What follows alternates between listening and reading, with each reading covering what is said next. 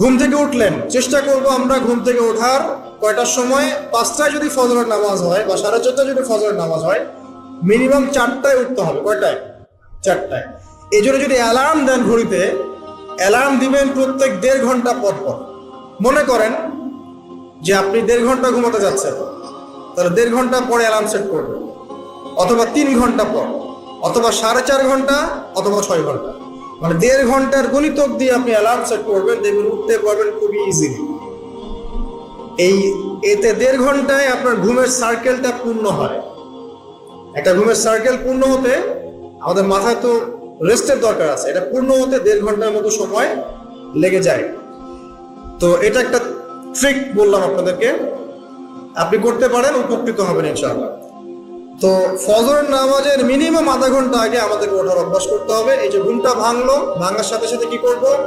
ভাঙার সাথে সাথে আল্লাহ শুকরিয়া, আলহামদুলিল্লাহিল্লাযী আহইয়ানা বা'দা মা আমাতানা ওয়া ইলাইহিন নুশুর। বাস, এই যে ইবাদত হয়ে গেল।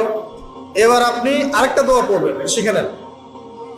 আপনি পড়বেন লা ইলাহা ইল্লাল্লাহ ওয়াহদাহু লা শারীকা লাহু লাহুল মুলকু ওয়া লাহুল হামদ ওয়া হুয়া আলা কুল্লি শাইইন কাদির সুবহানাল্লাহ আলহামদুলিল্লাহ ওয়া লা ইলাহা ইল্লাল্লাহ ওয়াল্লাহু আকবার লা হাওলা ওয়া লা কুওয়াতা ইল্লা বিল্লাহ আল্লাহুম্মা ইগফিরলি। এটা পড়ার পরে হাত তুলে দোয়া করেন, যা দোয়া করবেন তাই পাবেন ইনশাআল্লাহ। জানতেন? জানতেন না? তো এই দোয়াটা হচ্ছে দোয়া কবুলের অস্ত্র। ঘুম থেকে ওঠার পর যদি এই দোয়াটা করে দোয়া করেন, ইনশাআল্লাহ দোয়া কবুল হয়ে যাবে ইনশাআল্লাহ। আমাদের জীবনে চাওয়া পাওয়ার কি অভাব আছে?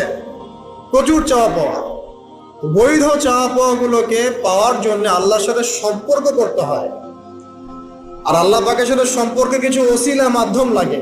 এই দোয়াগুলো হলো মাধ্যম, আমলগুলো হচ্ছে মাধ্যম।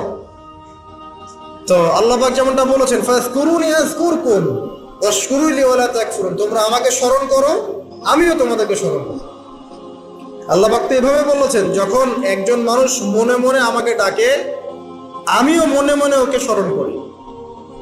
মনে করেন আপনি মনে মনে আল্লাহকে বলছেন, আল্লাহ আমি অসুস্থ, আমাকে শেফা দাও, বা আমার রিজিকের টেনশন আছে, আমার রিজিকের টেনশন দূর করে দাও, আল্লাহ আমাকে হেফাজত করো, আল্লাহ আমাকে দিনের জ্ঞান দাও, তোমার আনুগত্য করার তৌফিক দাও। যে মনে মনে আপনি আল্লাহকে ডাকছেন, নিঃসন্দেহে ওই মুহূর্তে আল্লাহ পাক আপনাকে স্মরণ করছে। 7 আসমান ভেদ করে আরশের উপর থেকে আল্লাহ পাক আপনাকে স্মরণ করছেন। একজন মানুষ জনসমুখে আল্লাহকে স্মরণ করে, যেমন আমরা এখন করছি, জনসমুখে সবার সামনে আল্লাহর কথা আলোচনা করছি। আল্লাহ পাক বলছেন, আমিও তখন এর চেয়ে অনেক উত্তম জনসমাবেশে ওই বান্দাদের কথা স্মরণ করব। তো এবার আপনি শুকরিয়া আদায় করছেন, আলহামদুলিল্লাহিল্লাযী আহইয়ানা বা'দা মা আমাতানা ওয়া ইলাইহিন নুশুর। আধা ঘন্টা আগে ঘুম থেকে উঠেছেন, এখন কি করবেন? বাথরুমে যাচ্ছেন। এই বাথরুম করাটা কি দুনিয়াবি কাজ না? এই কাজটা ইবাদত হবে যদি আমি ঢোকার সময় বাম পা দিয়ে ঢুকি আর বলি, কি বলি? আল্লাহুম্মা ইন্নী আউযু বিকা মিনাল খুবসি ওয়াল খাবাইস। এখন বাথরুম করতে আপনার 10 মিনিট লাগুক, আর 15 মিনিট লাগুক, আর 5 মিনিট লাগুক, এই পুরো সময়টা নেকি পাবে না। সুবহানাল্লাহ। আর কি চাই? বের হব, এখন বের হওয়ার সময় কি বলবো? উফরানাকা, নেকি পাচ্ছে। একটা দোয়া আছে, আলহামদুলিল্লাহিল্লাযী আযহাবা আনিল আযান ওয়া আফানি উফরানাকা। এবার আপনি ওযু করবেন। ওযুটা ধীর স্থির ভাবে করবেন, তাড়াহুড়া করবেন না। ওযুর প্রত্যেকটা অঙ্গ প্রত্যঙ্গ 3 বার করে ধোয়ার চেষ্টা করবেন। শুধু মাথা মাসে হবে কয়বার? 1। ওযু করার পরে আপনি হাত তুলে আল্লাহর কাছে দোয়া করুন। ওই সময়টা কখন? রাত 4টা থেকে 4:30 বাজে, তাই না? তার মানে আল্লাহ রাব্বুল আলামিন এখন প্রথম আসমানে আছেন।